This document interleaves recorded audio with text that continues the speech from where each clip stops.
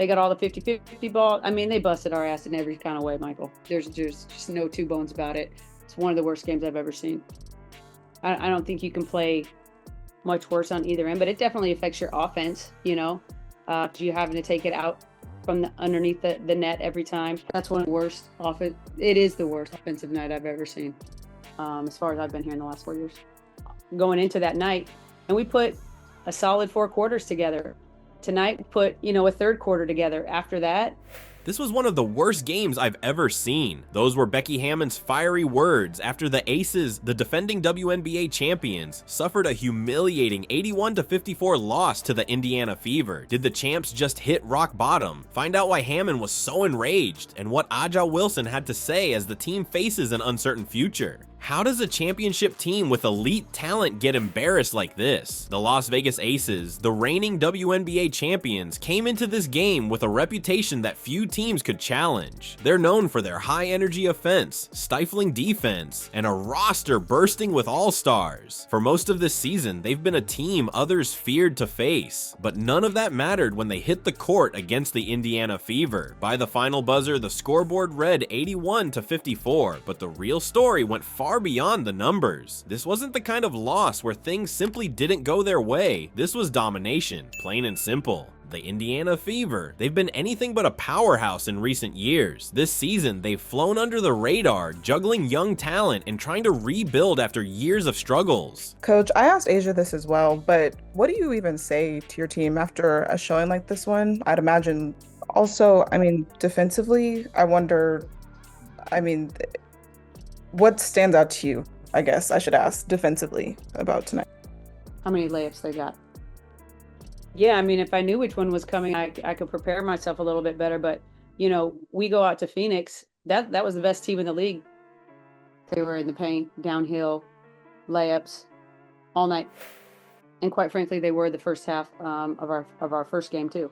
On paper, this matchup should have been easy work for the Aces, the type of opponent that championship contenders handle without breaking a sweat. Yet somehow, the Fever flipped the script and made one of the best teams in the league look completely out of sync. What stands out isn't just that the Aces lost, it's how they lost. Have you ever seen a team with so much firepower shoot just 26.2% from the field? Even more painful, they gave the ball away a staggering 19 times. That level of sloppiness will sink a team against almost anyone, but when you're up against a hungry underdog playing with something to prove, it's game over. Offensively, this was a disaster for Las Vegas from start to finish. They couldn't find their rhythm, and the usual chemistry that makes their offense so terrifying just wasn't there. Every possession felt forced, like they were stuck in quicksand, unable to move with their usual swagger. The part that makes it even harder to swallow? They reportedly had a strong practice the day before, one that left Becky Hammon and the staff optimistic about their energy coming into this matchup. But when the ball was tipped, none of that preparation translated. Instead, the Fever took control immediately, using their physicality to completely outmuscle the Aces in the paint. It wasn't just about size, it was effort. The Fever played like they belonged on that floor and were determined to prove it, and the Aces just couldn't match that intensity. Defensively, things weren't any better. If you've watched the Aces this season, you know they're a team that prides themselves on making stops and forcing opponents into tough shots.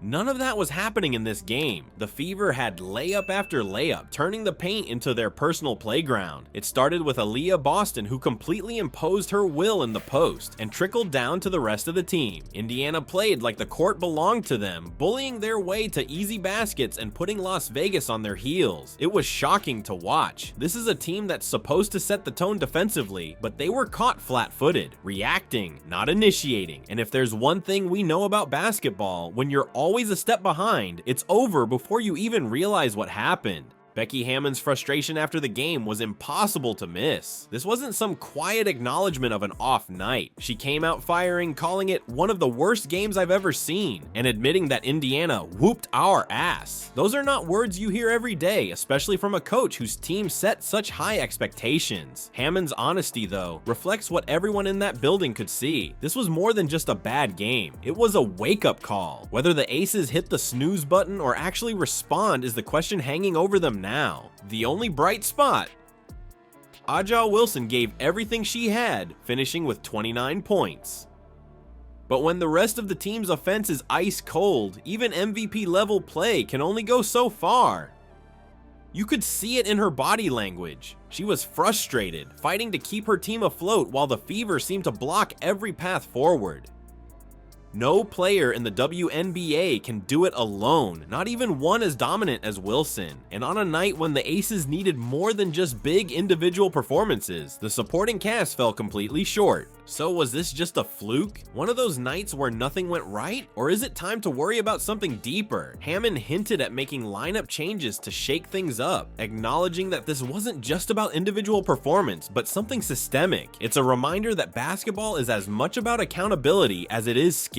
With pressure building, the Aces are now faced with a choice: respond and bounce back, or let this be the game that defines their season. Becky Hammon is already looking for solutions, but can the Aces bounce back in time? After their humiliating loss to the Indiana Fever, dropping to 8-9 on the season, the defending champs find themselves in unfamiliar territory. Their grip on playoff positioning is starting to loosen, and their midseason slump is raising serious questions about whether they can still compete at the top level. The challenges ahead are no joke. This isn't the beginning of the season where losses feel more like a warning than an emergency. The Aces are running out of time to figure things out, and Hammon's frustration with their inconsistency is boiling over. You don't often hear a coach admit they feel unsure, but Hammon didn't sugarcoat the situation. After the loss, she said, "If I knew which one was coming, I could prepare myself a little bit better."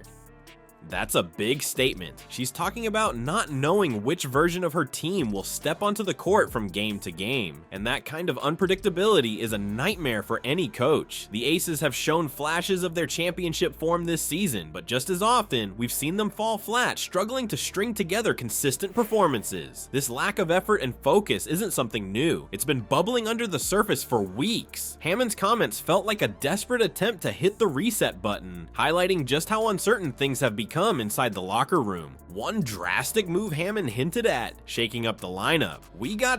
Maybe we shake something up. I don't know, maybe shake up the starting lineup, she said. Lineup changes can be risky, but they might be necessary for a team that feels stuck in the mud. On a roster this stacked with talent, it's hard to imagine a shortage of options, but the real issue might not be the names on the court, it's the urgency. Hammon admitted, "If I knew exactly what buttons to push to make sure that our effort was appropriate every night, I'd be pushing those buttons." That sums it up perfectly. Right now, the Aces don't just need lineup tinkering, they need accountability. Starting Wilson and hoping for the best can't be the whole plan. Everyone has to show up every single night. Speaking of A'ja Wilson, if anyone can lead this turnaround, it's her. Even in the midst of the team's struggles, Wilson hasn't shied away from calling out the big problem: defense. "We haven't been ourselves. We have to figure out. Our defense has to be 10 times better," she said. Defense is supposed to be what separates good teams from great ones, and the Aces have already proven they can dominate on that end of the floor. But lately, their identity has been slipping. Wilson is demanding her teammates step up, but she's also pushing for them to come together. Whatever's missing, whether it's communication or trust, starts with leadership, and Wilson is stepping into that role. The Aces will need that leadership immediately because their upcoming schedule doesn't cut them any slack. First, they face the Connecticut Sun, a team easily in the championship contender conversation. The Sun have been impressive all year with consistent, hard-nosed play, exactly the kind of team capable of exposing the Aces' current weaknesses. And if that's not enough, next they'll face the New York Liberty, another title hopeful with a roster full of firepower. These aren't just tough games, they might be season-defining. A win against one of these top teams could signal that the Aces are regaining their footing, but back-to-back losses, that could be the moment this slump morphs into full-blown panic. The stakes are enormous, and these next two games offer no breathing room for error, but there's still reason to believe in their ability to turn this around. Forget their losing record for a moment. This is still the team that hoisted the trophy last year, a team that knows how to win when it matters most. A'ja Wilson understands what it takes. Becky Hammon has the experience to make bold adjustments, and the roster is loaded with talent that most teams can only dream of. The potential is there. The question is, will they tap into it before it's too late, or continue searching for answers while the season slips away? Something's got to change, and fast. These back-to-back losses, the mounting pressure, and Hammon's clear frustration set the stage for the biggest challenge yet in the Aces season. proving they're still the same team that dominated the league just a season ago. Redemption is on the table, but so is decline. If the Aces can come out strong against the Sun and Liberty, it might be the spark that reignites their season. If not, this slump may be what defines the year they wanted to defend their crown. Even champions face rough patches, but how they respond defines their legacy. For the Aces, this isn't just about fixing their defense or tweaking rotations. It's about rediscovering the fight that made them champions. Can they bounce back against juggernauts like the Sun and the Liberty, or will inconsistency become their downfall? Every game ahead feels like a statement, not just for this season, but for the future of their dynasty. Don't miss their next matchups. This is where everything gets decided. Is this their wake-up call to rise again, or are we watching the collapse of a championship reign?